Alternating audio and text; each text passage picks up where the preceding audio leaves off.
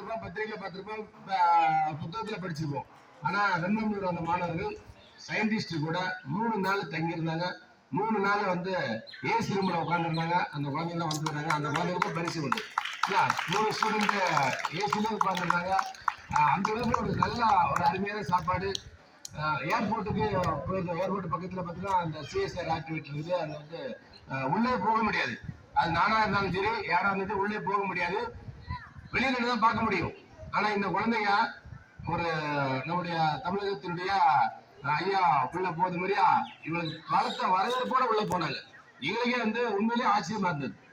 ஆனா எனக்கெல்லாம் அந்த வாய்ப்பு கிடைக்கல. எங்க கூட டீச்சர்ஸ்க்கு அந்த வாய்ப்பு கிடைக்கல. ஆனா ஏன் நம்ம வாய்ப்பு கிடைக்கல, நம்மகிட்ட படிக்கிற குழந்தைகளுக்கு வாய்ப்பு உருவாக்கி கொடுக்கணும் அப்படின்னு சொல்லிட்டு எங்க பள்ளியில வந்து ஒரு டீச்சர்ஸ் நினைப்பாங்க.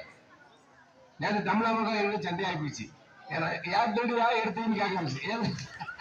அதே மாதிரி தமிழகம் மட்டும் இங்கிலீஷ் டீச்சர் எல்லாமே என்னச்சுன்னா அவங்க சிலபஸை நாம கவர் பண்ணு சொல்லிட்டு எந்த டீச்சர்ஸுமே என்ன செய்யறாங்க ஒரு ஆர்வத்தோடு இருப்பாங்க.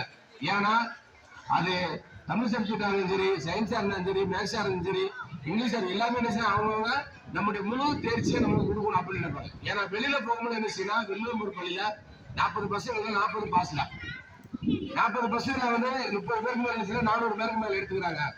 இப்ப அடுத்த நேரத்தோட சொல்லிடுவேன். இப்ப என்ன செய்ய அந்த இங்கிலீஷ் மீடியம் தவிர மற்ற தமிழ் மீடியத்துல என்ன செய்யணும், 40 மார்க்கு 400 மார்க்குக்கு மேல எடுக்கிற பசங்களுக்கு நம்முடைய தமிழ்ச்செல்வன் ஐயாவோட போட்டா போட்டு, ஸ்டாலின் ஐயா அந்த போட்டா போட்டு, உதயாநிதி இந்த போட்டா போட்டு உங்களுடைய போட்டால பத்திரிகையிலையும் அட்வர்டைஸ்மெண்ட்லயும் கடம்பத்தூர்ல இந்தியா முழுவதும் கடம்பத்தூர் முடியும் போது பேனர் வைக்க போறேன். அதே மாதிரியா எல்லா டீச்சர்ஸுமே சொல்லியிருப்பாங்க. ஏன்னா யாரு 10th அதிக மார்க்கு எடுத்துட்டு வெளியில போற பசங்களுக்கு ஒரு சில டீச்சர்ஸ் எல்லாம் கிஃப்ட் கொடுத்துக்கிறாங்க. கிஃப்ட் அலௌன்ஸ் பண்ணிருப்பாங்க. அது தெரியும் டீச்சர்ஸுக்கு. இப்ப நானே என்ன சொன்னா 400 மார்க்கு மேல எடுத்த பசங்களுக்கு சயின்ஸ்ல 100 எடுத்த பசங்களுக்கு 450 மேல எடுத்த மார்க் எடுத்த மாணவர்களுக்கு என்ன செய்யறாங்க,